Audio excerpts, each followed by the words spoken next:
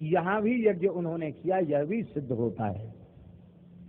अब बहुत ध्यान से सुन लें, राजस्थान में खांडल विप्र बहुत हैं। खांडल विप्र कहते हैं, बहुत से लोग कहते हैं खंडेलवाल ब्राह्मण। खंडेलवाल वैश्य होते हैं, खंडेलवाल ब्राह्मण नहीं होते हैं।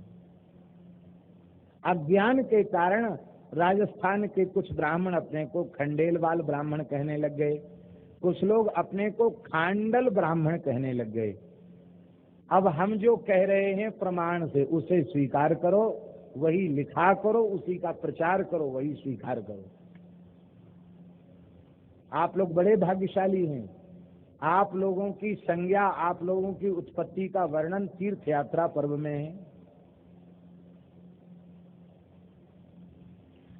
श्री परशुराम जी ने इसी लोहारगल में, प्रमाण दोनों हैं कल्पभेद से, या तो पुष्कर जी मानो या लोहारगल मानो, यहां उन्होंने यज्ञ किया और यज्ञ में अग्नि वेदी का निर्माण किया।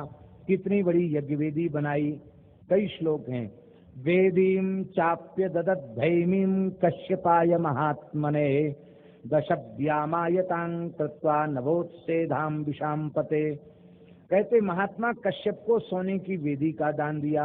ये यज्ञ कुंड वेदी कितनी बड़ी थी, बोले उस काल में, उस युग में परशुराम जी का जो आकार है, आकार भी तो युग के अनुसार बदल जाते। 10 व्याम, 10 व्याम माने परशुराम जी के नाप से 40 हाथ ऊंची, 40 हाथ लंबी और 40 हाथ चौड़ी वेदी थी।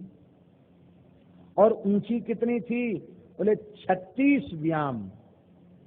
व्याम इसको कहते हैं, 9 व्याम, 9 व्याम, 9 चौका 36, 36 हाथ, 36 हाथ ऊंची स्वर्ण वेदी थी। अब यज्ञ के बाद मंडप का दान होता है, वेदी का दान होता है। तब उन्होंने कश्यप जी को वेदी का दान कर दिया। तब कश्यप जी ने जिन ब्राह्मणों को बुलाकर उस वेदी के टुकड़े टुकड़े करके दान कर दिया, तो जिन ब्राह्मणों ने कश्यप जी के हाथ से वह स्वर्ण वेदी का दान प्राप्त किया, वे खांडवायन विप्र हुए। महाभारत में उन्हें खांडवायन कहा गया। इसलिए आप लोग सब खांडल कहते हैं, कोई खंडेलवाल कहते हैं, सब कहना बंद करो। अब आप लोग खांडवायन लिखना आरंभ करो। खांडवायन विप्रों की उत्पत्ति है और ये प्रकरण महाभारत में लिखा हुआ है, ये इनकी उत्पत्ति है। ताम कश्यपानुमते ब्राह्मणा खंडशस्तदा व्यभजन्ते तदा राजन प्रख्याता खांडवायना। वे खांडवायन विप्र नाम से प्रसिद्ध हो गए। एक और बड़े दुख की बात है, प्रायः खांडवायन ब्राह्मण, अब हम खंडेलवाल या खांडल हम नहीं कहेंगे, हम जो पोथी में लिखा वही कहेंगे। खांडवायन ब्राह्मण दुर्भाग्य से अब यह समझने लग गए हैं कि ये पूजा पाठ करना, पुरोहिताई करना, पंडिताई करना, ये हमारा धर्म नहीं है, तो अन्य ब्राह्मणों का धर्म है। लेकिन विचार करें, वे यज्ञ में सम्मिलित न होते, ऋत्विज न होते, तो कश्यप जी उनको कैसे स्वर्ण देते। सब वैदिक याज्ञिक कर्मकांडी ब्राह्मण हैं।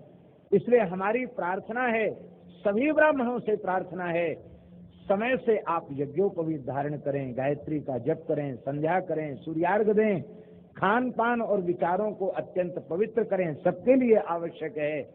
लेकिन खांडवायन विप्रों में जो पूजा पाठ से उदासीनता बढ़ती चली जा रही है और संस्कार धीरे धीरे कम होते चले जा रहे हैं, इस कमी को आप समाप्त कीजिए, अपने स्वरूप को संभालिए, गोपालक बनिए, गो सेवक बनिए और संस्कारित बनिए, गोव्रती बनिए।